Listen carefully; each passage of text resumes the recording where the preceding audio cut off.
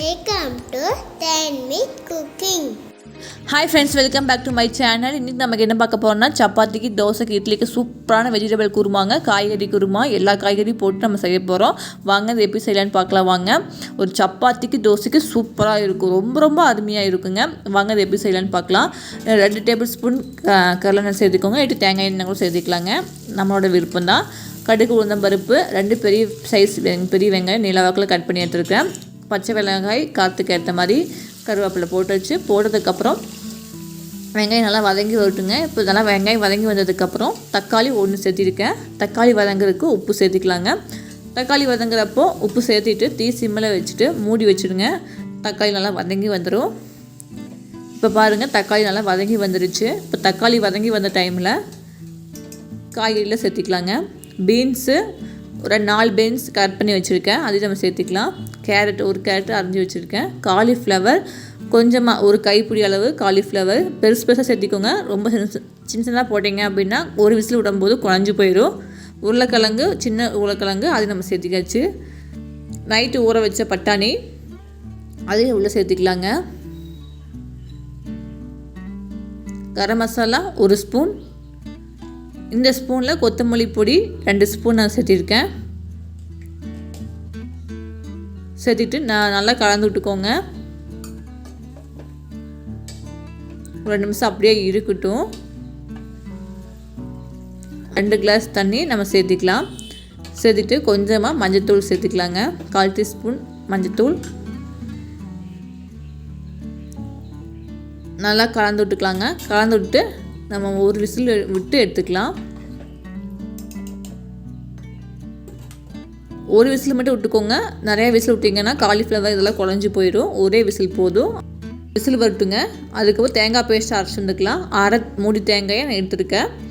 1/2 spoon கசகசா, 10 முந்திரி, காற்றுக்கு ஏற்ற மாதிரி பச்சை மிளகாய், பட்டை, அன்னாச்சிப்பூ, பிரிஞ்சி இலை, சோம்பு 1 ஸ்பூன், கிராம்பு. இதெல்லாம் நீங்கள் எண்ணெயில் தாளிக்கிறப்ப கூட நீங்கள் போட்டுக்கலாம். அப்படி தாளிக்கிறப்ப போகிறப்போ உங்களுக்கு பிடிக்கல அப்படின்னா இது மாதிரி நீங்கள் அரைச்சி கூட சேர்த்திக்கலாம். சரிங்க, தேங்காய் கூட அரைச்சி சேர்த்துட்டோம்னா ஃப்ளேவர் நல்லாயிருக்கும். 4-5 பல் பூண்டு, இஞ்சி 1 துண்டு.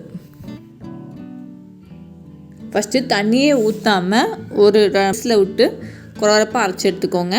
அதுக்கப்புறம் தண்ணி கொஞ்சம் வெதுவெதுப்பான தண்ணியை நம்ம சேர்த்துக்கலாம். வெதுவெதுப்பாக தண்ணி சேர்த்துனா கொஞ்சம் நல்லா பேஸ்ட்டாக அரைச்சிக்கோங்க. வெதுவெதுப்பாக தண்ணி சேர்த்திட்டு நல்லா அரைச்சிட்டு பேஸ்ட் மாதிரி நல்லா அரைச்சிக்கலாம். இப்போ ஒரு விசில் வந்ததுமே அடுப்பு ஆஃப் பண்ணிக்கோங்க. ஆஃப் பண்ணிவிட்டு விசில் போனதுக்கப்புறம் ஓப்பன் பண்ணி பாருங்கள். இந்த அளவுக்கு சூப்பராக இருக்குது. இப்போ நம்ம இது கூட தேங்காய் பேஸ்ட் நம்ம சேர்த்திக்கலாம். சேர்த்திட்டு தண்ணி எந்த அளவுக்கு உங்களுக்கு குழம்பு எந்த அளவுக்கு திக்னஸாக வேணுமோ, இல்லை கிரேவி மாதிரி வேணும்னா கிரேவி மாதிரி வச்சுக்கோங்க. இல்லை கொஞ்சம் குழம்பாட்ட வேணும் அப்படின்னா நீங்கள் தண்ணி கொஞ்சம் தாராளமாக சேர்த்துக்கோங்க. ஏன்னா முந்திரி பருப்பு தேங்காய் போட்டிருக்கோம் அப்படிங்கிறனால கொஞ்சம் குழம்பு திக்னஸ் கொடுக்கும். இப்போ இந்தளவு தண்ணி ஊற்றிருக்கேங்க. நல்லா கொதித்து வரப்போ சூப்பராக உப்பு பார்த்துக்கோங்க. உப்பு பார்த்தீங்கன்னா மறுபடியும் சேர்த்திக்கோங்க. சேர்த்திட்டு பட்டாணி ஒரே விசிலில் பாருங்கள் எவ்வளோ மாவு மாதிரி வெந்துருச்சு அப்படின்னு. நல்லா வெந்து வந்துருச்சு. இப்போது குழம்பு கொதிச்சு வரட்டும். குழம்பு கொதிச்சு வந்ததுக்கப்புறம் கொத்தமல்லி தழை போட்டுக்கலாங்க. கொத்தமல்லி தழை போட்டதுக்கப்புறம் ஒரு 2 நிமிஷம் அப்படியே கொதிக்கட்டும்.